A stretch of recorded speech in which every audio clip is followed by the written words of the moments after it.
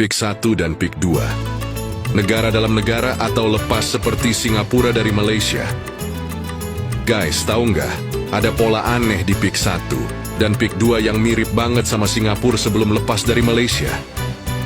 Bisa jadi ini bakal jadi negara. Dalam negara, dulu Malaysia nggak nyangka Singapura bakal lepas.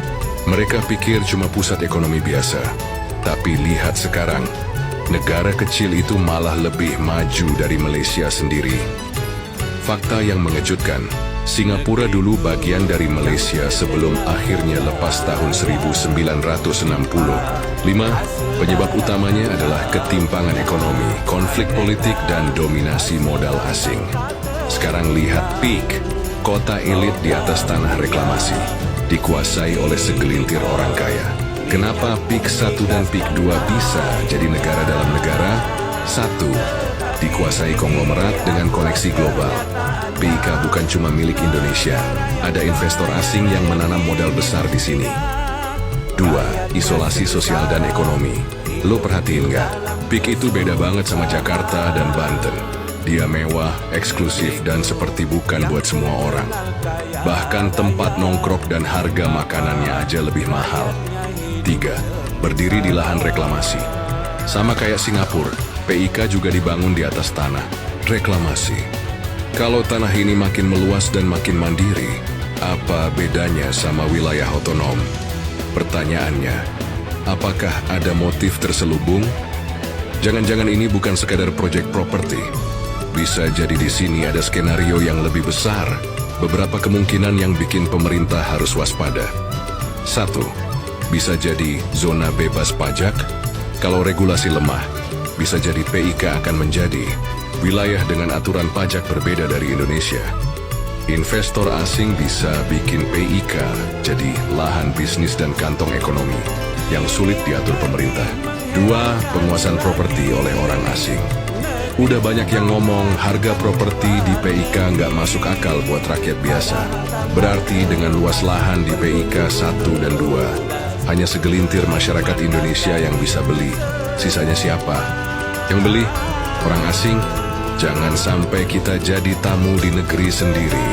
3. Pemerintah kehilangan kontrol secara bertahap. Kalau investasi dan pengelolaan di PIK makin eksklusif, lama-lama bisa aja otonomi penuh. Jangan sampai terulang sejarah Singapura. Dulu Malaysia nggak peduli dan nggak kepikiran. Dan tiba-tiba Singapura lepas.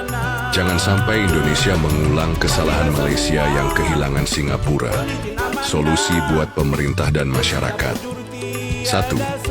Perketat regulasi kepemilikan properti oleh asing. 2. Cegah PIK jadi zona eksklusif tanpa kontrol negara. 3. Pastikan pembangunan merata, biar nggak terpecah jadi elit versus rakyat biasa. Kalau kita diam aja, bisa jadi nanti kita cuma jadi penonton di tanah kita sendiri. Share video ini biar makin banyak yang sadar. Tag pemerintah, tag akun-akun yang bisa selesaikan ini. Kita nggak boleh cuek sama apa yang terjadi di depan mata kita sendiri.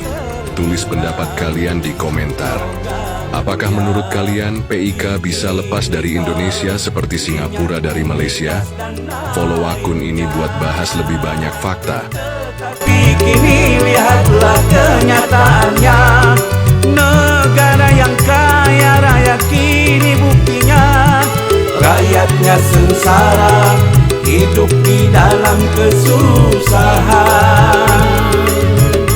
Negeriku yang terkenal kaya raya, mengapa rakyatnya hidup sengsara?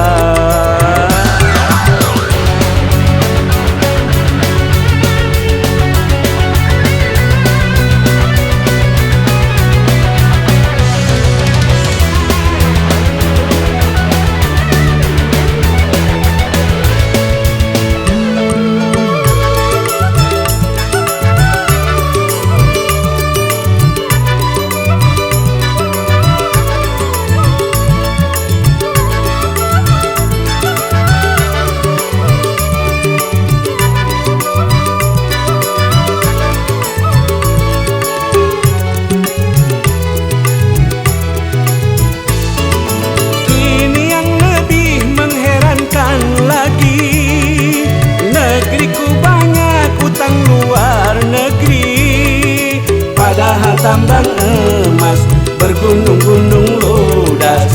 Kemanakah itu semua?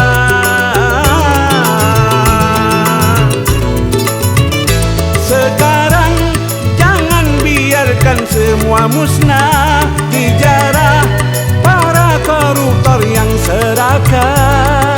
Mari antisipasi, persiapkanlah kini para pemimpin yang amanah.